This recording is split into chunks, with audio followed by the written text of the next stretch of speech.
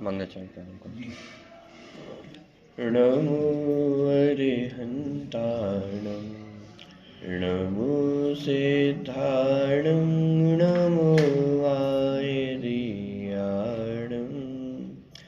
नमो वज्रायाणं नमो लोये सर्वसाहुणम्। मंगलम भगवान वीरो मंगलम गौतमो गणी मंगलम कुंद कुंदाद्यो जैन धर्मोस्तु मंगलम सर्वमंगल मांगल्यम सर्वकल्याणकारकम प्रधानम सर्वधर्माणां जैनम जयतु शासनम्। वन्दितु सर्वसिद्धे ध्रुवमचलमणोमवं गतिं पत्ते वोच्छामि समयपाहुर्मिणमो सुधकेवलीभणितम्।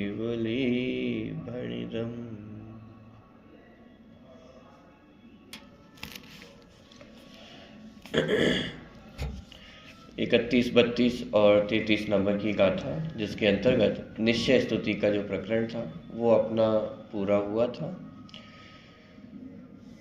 32-33 गाथा को ना पढ़ते हुए मात्र कल जो अपन ने गाथाएं बनाई थी बाद में, उन गाथाओं का पाठ अपन एक बार यहाँ से करते हैं।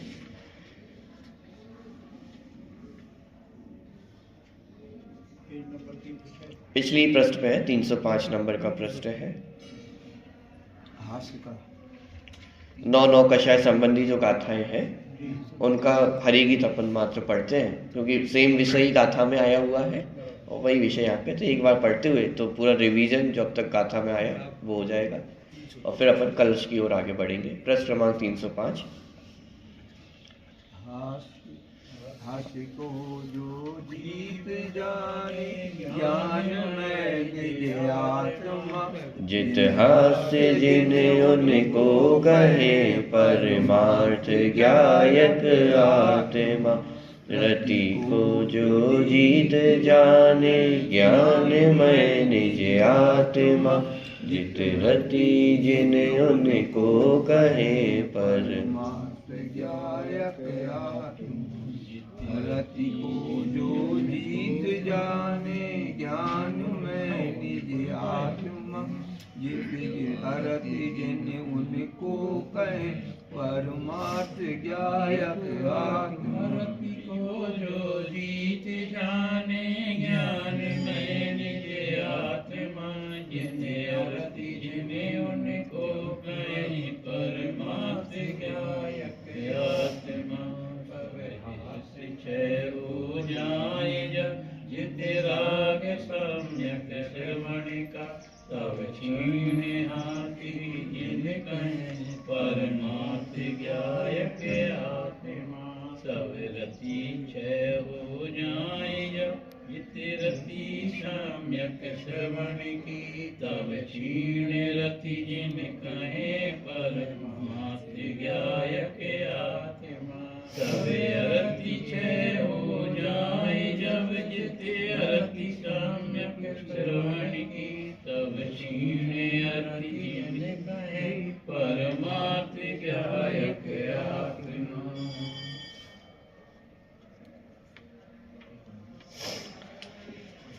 इस प्रकार दूसरे प्रकार की स्तुति जित मोह जिन और तीसरे प्रकार की निश्चय स्तुति क्षीण मोह जिन, उन संबंधी दोनों गाथाएं 9 कषाय पे भी अपन ने घटित करके देखी।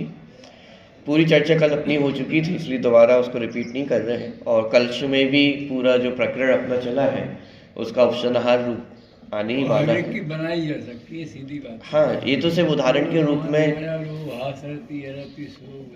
सबकी बनाई जा सकती है। हाँ, तो ये तो सिर्फ उदाहरण के रूप में 3-3 गाथाएं बना के बताई है।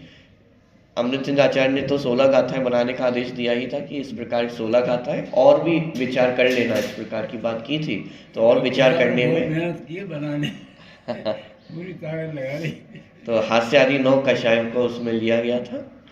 अब आगे की चर्चा अपन प्रारंभ करते हैं। 27 और 28 नंबर के कलश अभी तक अपना जितना प्रकरण चला हुआ है उस पूरे प्रकरण का उपसंहार यहाँ इन 2 कलशों के माध्यम से किया गया है। प्रकरण कहाँ से प्रारंभ हुआ है अपना? ये जो अभी अपने 3 गाथाएं पढ़ी हैं निश्चय स्तुति की, मात्र इन 3 गाथाओं का उपसंहार नहीं है। 26वीं गाथा से जो अपना प्रकरण प्रारंभ हुआ था, उस 26वीं गाथा से लेकर के 32-33 गाथा तक इन सभी गाथाओं का उपसंहार अब इन 2 कलशों के माध्यम से होने वाला है। देखिए, आचार्य अमृतचंद देव इस प्रकरण के उपसंहार रूप में 2 कलश काव्य लिखते हैं, जिनमें संपूर्ण वस्तु का उपसंहार करते हुए निष्कर्ष प्रस्तुत करते हैं। 27वें नंबर के कलश का पाठ पहले करते हैं। प्रश्न क्रमांक 306। एकत्वं व्यवहारितो न तु पुनः कायात्मनो निश्चयात्।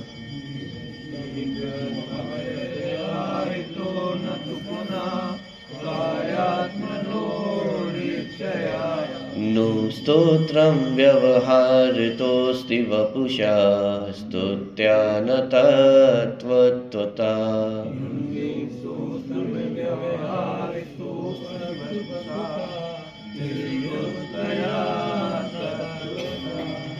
स्तोत्रं निश्चयतश्चितो भवति चेत् स्तुत्यैव सेवं भवेत्।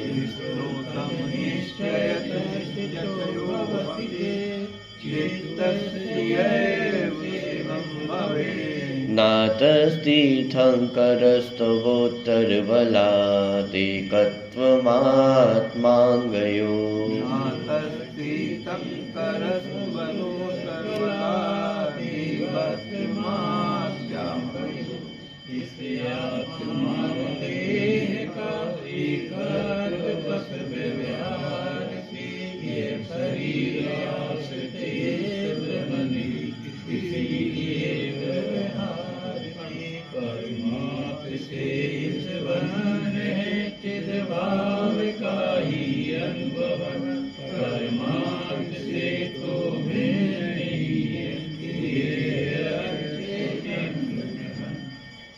देखिए, जब शिष्य ने प्रश्न खड़ा किया था कि निश्चय व्यवहार स्तुति की सब चर्चा चल रही है सबसे। हाँ, जब शिष्य ने प्रश्न खड़ा किया था कि आप वेद विज्ञान की चर्चा करते हो, तो यदि सर्वथा वेद विज्ञान को ही स्वीकार किया जाएगा, शरीर और आत्मा को भिन्न भिन्न ही माना जाए, तो फिर जिनेन्द्र भगवान की स्तुति करना संभव नहीं होगा। तो उसके उत्तर स्वरूप आचार्य कुंद ने गाथा में समाधान दिया था कि नए से अपरिचित होने के कारण ये प्रश्न हमारे मन में खड़ा हो रहा है। यदि नयों का ज्ञान होता तो इस प्रकार का प्रश्न खड़ा नहीं होता। क्यों? क्योंकि व्यवहार नए से शरीर और आत्मा को एक कहा जाता है, और व्यवहार नए से शरीर की स्तुति करने पर जिनेन्द्र भगवान का स्तवन भी हो जाता है। लेकिन कोई इसे यदि सर्वथा स्वीकार करे तो उसका निषेध निश्चय ने आकर के करता है कि निश्चय नए के माध्यम से देखा जाए तो शरीर और आत्मा तो कभी एक होते नहीं है। इसीलिए शरीर की स्तुति करने से आत्मा की स्तुति अर्थात जिनेन्द्र भगवान की स्तुति नहीं होती। तो दोनों बातों को इस एक कलश में गर्वित किया गया है। एकत्वम व्यवहारतः, ये एकत्व माने शरीर और आत्मा में एकत्व है। कौन से नए से? व्यवहार से। माने व्यवहार नए शरीर और आत्मा को एक करके कथन करता है। ना तो पुनः काया आत्मनो निश्चयात्, लेकिन निश्चय नए से देखा जाए तो काया और आत्मा में, शरीर और आत्मा में एकत्व नहीं है। व्यवहार नए से शरीर और आत्मा को एक कहा जाता है, लेकिन निश्चय नए से देखा जाए तो शरीर और आत्मा में एकत्व नहीं पाया जाता है। स्तोत्रम व्यवहार तो अस्ति वपुषः स्तुत्या न तत्वतः। वपुषः माने शरीर के माध्यम से, तो शरीर के माध्यम से व्यवहार नए से जिनेन्द्र भगवान की स्तुति संभव है, लेकिन न तत्वतः। तत्वतः माने तत्व की दृष्टि से देखा जाए, माने परमार्थ से देखा जाए, निश्चय नए से देखा जाए तो ये संभव नहीं है। क्या? क्योंकि व्यवहार नए शरीर और आत्मा को एक कहता है, इसीलिए शरीर के आधार से की गई स्तुति जिनेन भगवान की स्तुति कही जा सकती है, व्यवहार नय से कही जाती है। लेकिन यदि तत्व की दृष्टि से देखें, परमार्थ से देखें, निश्चय नय से देखें, तो शरीर की स्तुति से जिनेन भगवान की स्तुति नहीं होती है। क्यों? क्योंकि शरीर और आत्मा कभी एक होते नहीं है। हाँ, तो स्तोत्रम निश्चयतः चित भवति, चित स्तुति एव, माने चैतन्य की स्तुति करने से ही आत्मा की स्तुति हो सकती है। शरीर की स्तुति करने से आत्मा की स्तुति नहीं होगी। शरीर की स्तुति करने से शरीर की स्तुति होगी और आत्मा की स्तुति करने से आत्मा की स्तुति होती है। ये वो वाला प्रकरण आ गया जहाँ पे उदाहरण दिया था कलशों के माध्यम से कि नगरपति का वर्णन और नगर का वर्णन, ये दोनों अलग अलग चीजें हैं। नगर का वर्णन करने से नगरपति का वर्णन नहीं होता है। उसी तरह शरीर का स्तवन करने से जिनेन भगवान का स्तवन नहीं होता है। नगर का वर्णन करने से नगर का वर्णन होगा, नगरपति का वर्णन करने से नगरपति का वर्णन होगा। उसी तरह शरीर का स्तवन करने से शरीर का स्तवन होगा और आत्मा का स्तवन करने से आत्मा का स्तवन होगा। ये दोनों अलग अलग चीजें हैं। तो ये इस प्रकार की पूरी चर्चा यहाँ कलश में ली गई है। कलश का अर्थ यहाँ से अपन पढ़ते हैं। शरीर और आत्मा के व्यवहार नय से एकत्व है, किंतु निश्चय नय से नहीं। इसीलिए शरीर के स्तवन से आत्मा का स्तवन व्यवहार से ही कहलाता है, निश्चय नय से नहीं। निश्चय नय से तो चेतन के स्तवन से ही चेतन का स्तवन होता है, और वह चेतन का निश्चय स्तवन यहाँ जितेंद्रिय, जितमोह और क्षीण मोह रूप से जैसा कहा है वैसा ही होता है। गुरुदेव नहीं होते जी कोई नहीं। बिल्कुल, गुरुदेव है। तो निश्चय नय का जो जिस प्रकार से जिनेन भगवान की स्तुति होती है वो 3 प्रकार की गाथाएं अपन ने फिर 31, 32 और 33वीं गाथा में जितेंद्रिय जिन, जितमोह जिन और क्षीण मोह जिन, इन 3 रूप में अपन ने देखी। कुल मिलाकर के भेद विज्ञान ही वास्तव में निश्चय स्तुति है। शरीर से, इंद्रियों से वेद विज्ञान करना, मोह राग द्वेष आदि विकारी भावों से वेद विज्ञान करना और वेद ज्ञान करते करते उस वीत राग दशा को ही प्राप्त कर लेना, तो वह क्षीण मोह जिन। तो वीतराग भगवान की स्तुति वीतरागता प्रकट करके ही होती है। ये वास्तव में निश्चय स्तुति है। और जिन्हें इस प्रकार की निश्चय स्तुति होती है तो उनके बाहर में व्यवहार स्तुति भी, रागात्मक स्तुति भी पाई जाती है और वो उनकी सच्ची स्तुति है। लेकिन यदि निश्चय स्तुति ना हो तो बाहर में, व्यवहार में भी वह स्तुति नहीं होती है। इस प्रकार अज्ञानी ने तीर्थंकरों के व्यवहार स्तवन के आधार पर जो प्रश्न खड़ा किया था, क्या प्रश्न खड़ा किया था?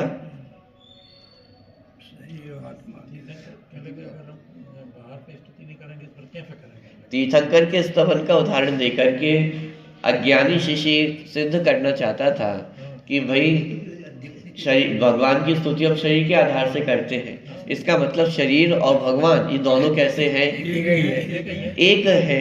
और आप यहाँ पे कह रहे हो कि शरीर और आत्मा दोनों भिन्न भिन्न है। तो ये आपकी बात कुछ जमती नहीं। तो इस प्रकार का प्रश्न अज्ञानी शिष्य का यहाँ पे था।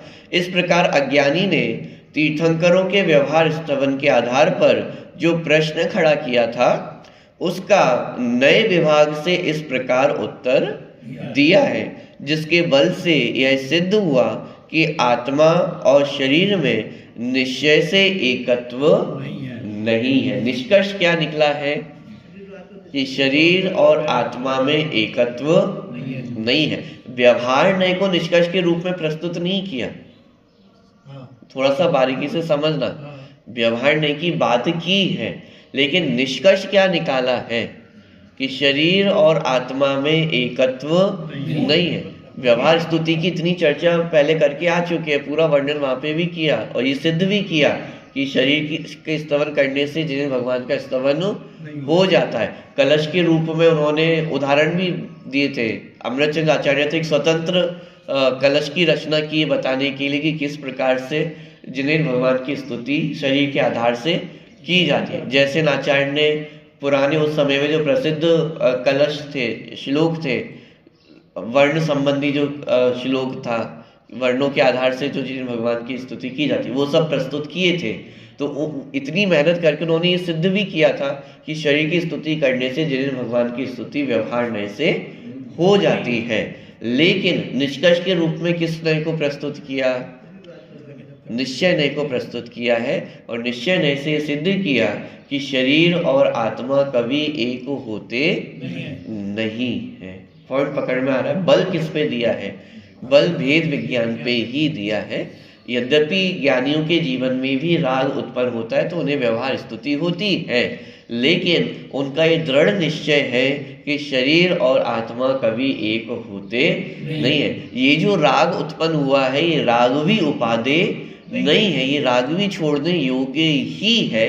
ये सम्यक दृष्टि ज्ञानी जीवों की अंतरंग में दृष्टि इस प्रकार की रहती है। ठीक है। राग आग दहे सदा ताते हैं। हाँ, तो माने मोह राग द्वेष के प्रति भी उपादेय बुद्धि वहाँ पे नहीं है, इसलिए निष्कर्ष के रूप में निश्चय नय को ही प्रस्तुत किया। दूसरा कारण ये भी है कि व्यवहार और निश्चय में निषेध निषेधक संबंध होता है। व्यवहार नय जो बात कहता है निश्चय नय आकर के उसका निषेध करता है। तो अंतिम जो हमारा निष्कर्ष निकलेगा वो निश्चय नय के रूप में ही हमारे सामने प्रस्तुत किया गया है। इस कलश की भावानुवाद कवियों वनासीदासी नाटक समय सार में इस प्रकार करते हैं। व्यवहार एक से निश्चय भिन्न भिन्न है दो, तन की तुति व्यवहार जीव तुति नियत दृष्टि मिथ्या तुति दो, जिनको जीव जीव को जिनवर तन जिन एक न माने कोई, का कारण तन की संस्तुति को जिनवर की संस्तुति नहीं हो। तन चेतन व्यवहार एक से माने तन और चेतन शरीर और आत्मा एक है, माने व्यवहार से एक उन्हें कहा जाता है। व्यवहार एक से व्यवहार के नय के माध्यम से उन्हें एक कहा जाता है। निश्चय भिन्न भिन्न है दो। निश्चय नय से देखा जाए तो तन और चेतन शरीर और आत्मा दोनों कैसे हैं? भिन्न भिन्न है। तन की स्तुति व्यवहार जीव तुति, शरीर के आधार से की गई जो स्तुति है तन की स्तुति व्यवहार जीव स्तुति, यह व्यवहार से जीव की स्तुति कही जाती है। नियत दृष्टि मिथ्या स्तुति सोई, निश्चय दृष्टि से देखा जाए तो वह जो स्तुति है वह कैसी है? मिथ्या है। मिथ्या है माने वह वास्तविक स्तुति नहीं है, उपचार से की गई स्तुति है, वास्तविक उनकी स्तुति नहीं है। जिनसो जीव सो जिनवर तन जिन एक न माने कोई, कि जो जिनेन भगवान का जीव है वही वास्तव में जीव है, और जो शरीर है वह कैसा है? अजीव है। तो जिनेन भगवान की स्तुति जीव का वर्णन करने से ही हो सकती है, तन का स्तवन करने से, तन का वर्णन करने से जिनेन भगवान की स्तुति नहीं हो सकती। क्यों? क्योंकि जिनेन भगवान कौन है? वो तो जीव है, और शरीर क्या है? वो तो अजीव है। तो जीव की स्तुति जीव का वर्णन करने से होगी, शरीर का वर्णन करने से जीव की स्तुति नहीं हो सकती है। ता कारण तन की संस्तुति सो जिनवर की संस्तुति नहीं हुई। इस कारण से शरीर की स्तुति करने से जिनेन भगवान की स्तुति नहीं होती है। देखिए अर्थ पढ़ते हैं। व्यवहार नय से जड़ शरीर और चेतन आत्मा एक ही है, परंतु निश्चय नय से दोनों भिन्न भिन्न ही हैं। इसीलिए शरीर के आधार पर की गई स्तुति व्यवहार स्तुति है, निश्चय नय की दृष्टि से वह स्तुति मिथ्या स्तुति है। क्या? व्यवहार नय से उसे मिथ्या स्तुति नहीं कहा जा रहा है, निश्चय नय से व्यवहार से जो स्तुति की गई है उसे मिथ्या स्तुति कहा जा रहा है। यदि व्यवहार नय से भी उसे मिथ्या स्तुति कहेंगे तो फिर जिन्हें भगवान की स्तुति करना ही संभव नहीं होगा। तो व्यवहार नय से वह मिथ्या नहीं है। हाँ, किसी को किसी में मिला के करना। व्यवहार नय का तो ये स्वरूप ही है और उसका अपना प्रयोजन है। हाँ, लेकिन यदि उसको निश्चय नय से यथार्थ मान लिया जाएगा तो समस्या खड़ी होगी, इसलिए यहाँ पे उसे निश्चय नय से मिथ्या स्तुति कहा गया है। जिनदेव जीव है और जीव ही जिनदेव है। शरीर और जिनदेव को कोई भी एक नहीं मानता है। इस कारण जिनदेव के शरीर के गुणों के आधार पर की गई स्तुति जिनदेव की स्तुति नहीं हो सकती है। ठीक है, इस कलश में संपूर्ण प्रकरण के निष्कर्ष को अत्यंत सीधी और सपाट भाषा में प्रस्तुत कर दिया गया है कि निश्चय से आत्मा और शरीर किसी भी रूप में एक नहीं है, भिन्न भिन्न ही है। अतः इस कलश के संदर्भ में कुछ भी कहना आवश्यक प्रतीत नहीं होता है। बहुत स्पष्ट शब्दों में जितना अपना पूरा प्रकरण चला है वही बात इस पूरे कलश में निष्कर्ष के रूप में प्रस्तुत की गई है, इसलिए अलग से कुछ कहने की आवश्यकता नहीं है। अगला छंद 28वें नंबर का कलश है, इसमें भी जो निष्कर्ष है उसी को प्रस्तुत किया गया है। पहले संस्कृत का जो कलश है उसको पढ़ते हैं। 28वें नंबर का कलश है। इति परिचित तत्वैरात्मकाएकतायां नए विभजन युक्त्यात्यन्तमुच्छादितायां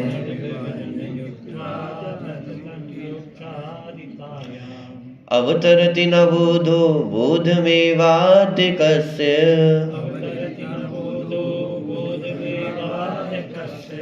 स्वरसरव सकृष्ट प्रस्फुटन्नेक एव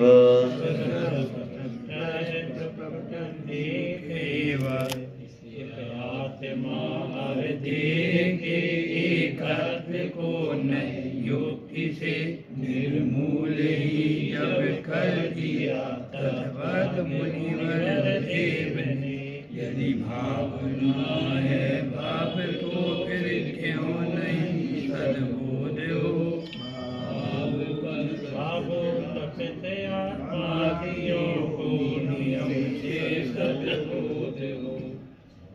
देखिए, इति परिचित तत्वही, परिचित तत्वही माने जिन्हें तत्व का परिचय हो गया है या जिन्हें तत्व से जो परिचित है। कौन?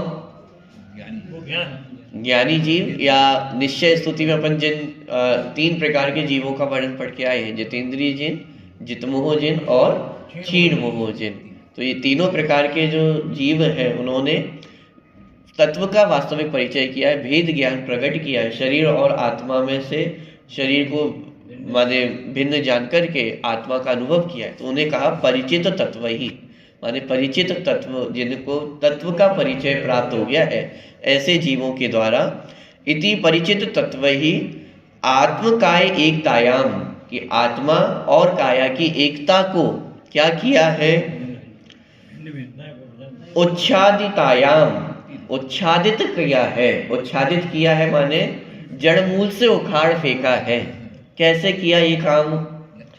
नए विभजन युक्त्या, कि नए विभजन युक्त्या, कि नयों की जानकारी से नए का विभाग करके, माने ये नए विभाग की युक्ति से जिन्होंने शरीर और काया, शरीर और आत्मा की एकता को उखाड़ फेंका है, जड़मूल से उखाड़ फेंका है। ये 2 पंक्तियां समझ में आई। इति परिचित तत्व ही माने जिन्होंने तत्व का परिचय प्राप्त कर लिया है, जो ज्ञानी धर्मात्मा जीव हैं, तो उन्होंने क्या किया कि शरीर और आत्मा की जो एकता थी, उस शरीर और आत्मा की एकता को जड़मूल से उखाड़ फेंका है। कैसे? नयों के माध्यम से, नयों के माध्यम से, नयो युक्ति के माध्यम से शरीर और आत्मा की एकता को जिन्होंने जड़ मूल से उखाड़ फेंका है, ऐसे ज्ञानी धर्मात्मा जीव अवतरति ना बोधो बोधमेव आद्य कस्य, कि उनको बोध प्राप्त ना हो, ऐसा कैसे हो सकता है? अवतरति ना बोधो, अवतरति माने कि उनको बोध का माने सम्यक ज्ञान का अवतरण ना हो, ये कैसे संभव है? स्वरस रव सकृष्टा प्रस्फुटन्नेक एव, जैसे पानी होता है, पानी कहीं इकट्ठा हो जाए तो क्या किया जाता है? जैसे धार बना दी जाती है, थोड़ा सा यदि ढलान बना दी जाए तो पानी क्या होता है? अपने आप वहां से निकलता चला जाता है। उसी तरह अज्ञानी जीव के जीवन में अभी अज्ञानता भरी हुई थी, जीव और आत्मा को एक मानता हुआ आ रहा था, लेकिन जैसे ही भेद विज्ञान के माध्यम से अपन ने आत्मा की ओर ढलान किया, माने अपने उपयोग को आत्मा की ओर कर दिया है, मानो ऐसी कल्पना की गई है कि अपन ने एक ढलान बना दी है। तो हमारा उपयोग जो था, जो अभी तक आत्मा की ओर नहीं आ पा रहा था, शरीर और आत्मा को एक मान करके बैठा हुआ था, उस उपयोग को हमने आत्मा की ओर ढलान दे दी है। तो क्या हुआ कि सम्यक ज्ञान प्रकट हुआ। जैसे वो पानी पूरा उस तरफ बह जाता है, उसी तरह जो हमारा उपयोग शरीर में उलझा हुआ था, वह उपयोग शरीर से हट करके आत्मा की ओर आ जाता है। तो जैसे पानी का स्वभाव माने तैरना होता है, ढलान की ओर रिसना होता है, उसी तरह हमारा जो उपयोग है वो आत्मा की ओर आ जाता है। तो इस प्रकार की कल्पना यहाँ पे इस कलश में करके बताई है। कलश का अर्थ पढ़ते हैं।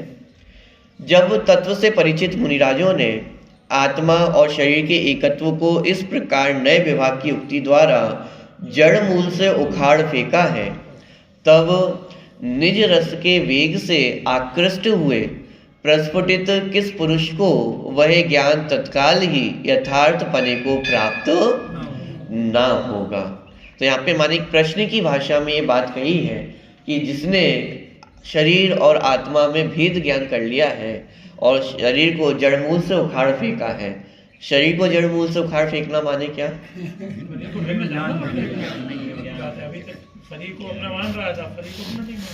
पुरुषार्थ सिद्धि उपाय में जब हिंसा का प्रकरण चला तो वहाँ पे एक प्रकरण इस प्रकार का आया, मैंने उदाहरण देकर के बात की कि भाई स्वघातवी जीव को नहीं करना चाहिए, जीव आत्मघात करते हैं, तो क्या करो कि भेद विज्ञान करो। तो वहाँ पे भी शरीर से भेद विज्ञान करने की बात आई। तो वहाँ पे एक प्रकार से जो अन्य दर्शनों में आत्मघात की ओर एक जो चलता है कि वैकुंठ की प्राप्ति होगी, अपने संपूर्ण सब वस्तुओं को त्याग दो, शरीर को भी आहुति दे दो, या अथवा जो बलिदान आदि की परंपरा चलती है, तो उसको भी निराकरण करते हुए एक प्रकरण वहाँ पे आया। तो वहाँ पे बात हुई कि भाई शरीर को छोड़ना है, तो शरीर को छोड़ने का उपाय क्या है? आप भी तो यही कह रहे हो कि भेद विज्ञान करना है, शरीर को जड़ मूल से उखाड़ फेंको, तो क्या करें? शरीर को नष्ट भ्रष्ट कर दे तो हमें मुक्ति की प्राप्ति हो जाएगी। उदाहरण दिया, जैसे एक पिंजड़े में पंछी कैद हो, तो उस पंछी को आजाद करने के लिए क्या करना होगा? पिंजड़े को खोल दो या पिंजड़े को तोड़ दो, तो वो पंछी क्या हो जाएगा? आजाद हो जाएगा। ऐसे ही शरीर रूपी पिंजड़े में कौन कैद है? आत्मा कैद है। तो यदि शरीर रूपी पिंजड़े को अपन तोड़ दें तो क्या हो जाएगा? आत्मा रूपी पंछी आजाद हो जाएगा। उदाहरण कहते हैं ना, शेर जा रहे थे तो उन्होंने कहा, तोते ने कहा आप जा रहे हो तो हमसे पूछ लेना मुक्ति का उपाय क्या है। जैसे पहुंचे मुनिराज बेहोश हो गए। तो क्या शरीर को जड़ मूल से उखाड़ फेंकने का अर्थ यही है कि शरीर रूपी पिंजरा अपन तोड़ देंगे, उसको नष्ट भ्रष्ट कर देंगे, तो जो आत्मा रूपी चिड़िया है वो उड़ जाएगी, आत्मा मुक्ति को प्राप्त हो जाएगी? कि यहाँ ये कोई उपाय नहीं है। ये आत्मघात करना मुक्ति प्राप्त करने का उपाय नहीं है। शरीर को जड़ मूल से उखाड़ फेंकने का तात्पर्य ये है कि शरीर को आत्मा से भिन्न देखना, भिन्न जानना और भिन्न अनुभव करना, यही शरीर को जड़ मूल से उखाड़ फेंकने का तात्पर्य है। इसके अलावा शरीर में और कुछ करने की आवश्यकता नहीं है। यहाँ तक कि अनंत भगवान भी शरीर में कुछ नहीं करते हैं। अनंत भगवान को तो अनंत चतुष्टय प्रकट हो गए हैं, केवल ज्ञान प्रकट हो गया है, लेकिन उसके बाद भी शरीर में वो कुछ करते हैं? उन्हें तो अनंत शक्ति प्रकट हो गया। अनंत बहुत बड़ा काम किया है। पहले सती प्रथा थी, अंग्रेजों ने रोका। सती प्रथा थी, पहाड़ पे से गिरते थे, लुढ़कते थे, काशी करवट होती थी, बहुत से तो जितनी माने आत्मघात संबंधी चर्चा थी, माने आत्मघात करने से मुक्ति की प्राप्ति की जो कल्पनाएं हैं, वो सब यहाँ पे उनका निराकरण किया गया है। शरीर से भेद ज्ञान करने का तात्पर्य, शरीर को छोड़ने का तात्पर्य उसकी ओर से दृष्टि हटाना है। शरीर में कुछ करना है ही नहीं। क्योंकि जैन मत का तो सिद्धांत, सबसे पहला सिद्धांत ही है कि एक द्रव दूसरे द्रव का कर्ता धर्ता नहीं है। तो वेद ज्ञान करने के लिए, शरीर को छोड़ने के लिए शरीर से दृष्टि हटाना आवश्यक है। शरीर से दृष्टि हट गई, इसी का अर्थ है शरीर को छोड़ दिया अथवा शरीर का त्याग हुआ। कायोत्सर्ग भी जब हम करते हैं तो कायोत्सर्ग का तात्पर्य क्या है? शाब्दिक अर्थ देखें तो काय उत्सर्ग, काय का उत्सर्ग माने त्याग करना, तो काय उत्सर्ग माने काय का त्याग करना। लेकिन हम तो डेली काय उत्सर्ग करते हैं, तो कितना शरीर को हमने त्याग कर दिया है? हम ही नहीं, मुनिराज भी काय उत्सर्ग करते हैं। तो वे शरीर को छोड़ देते होंगे, शरीर का त्याग कर देते होंगे, क्या करते हैं? स्वरूप में स्थिर हुए, उपयोग को स्वरूप में लाया, यही काय उत्सर्ग है। शरीर की ओर से दृष्टि हटाना, इसी का नाम काय उत्सर्ग है। पॉइंट पकड़ में आ रहा है?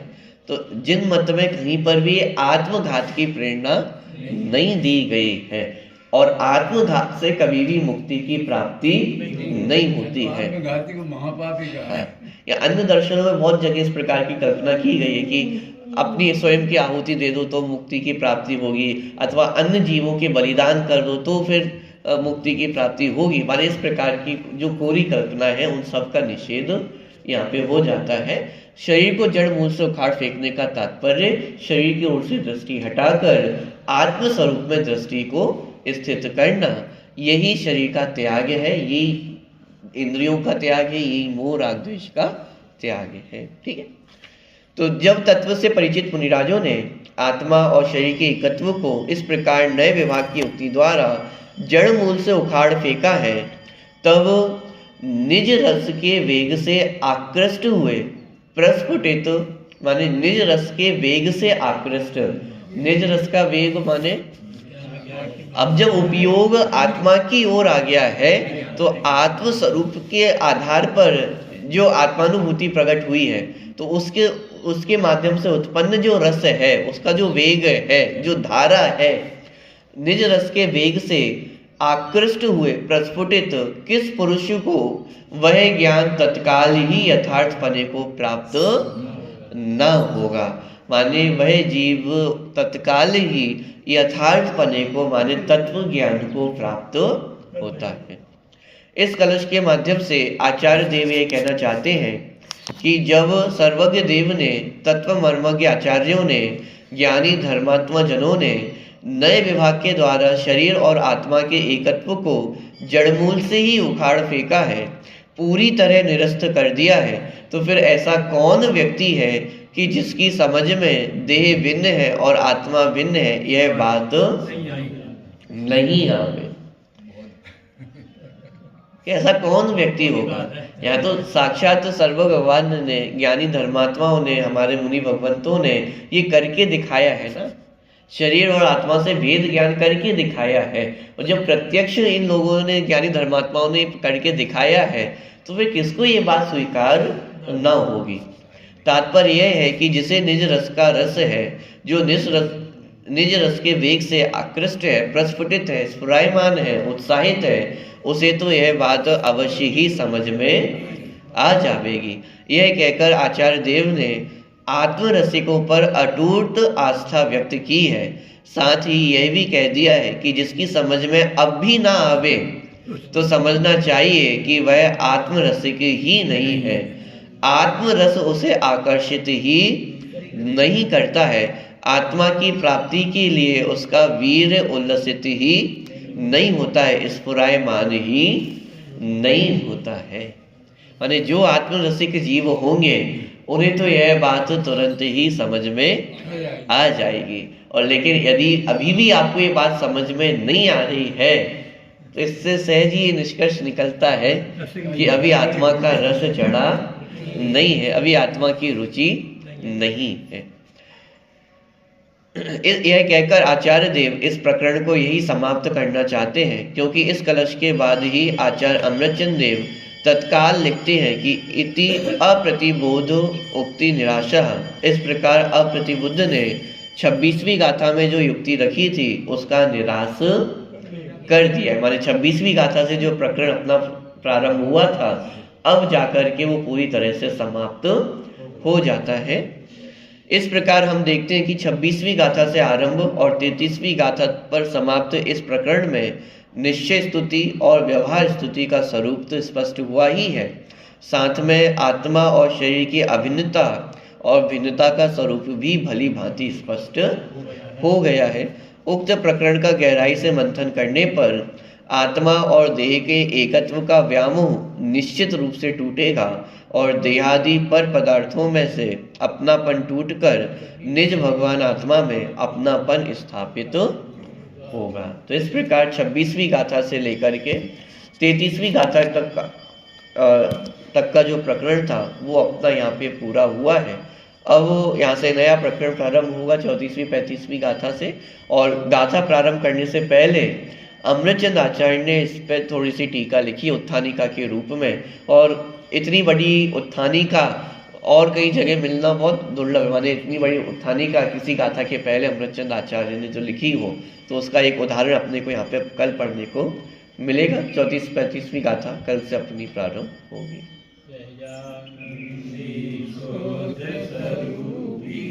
अभिनव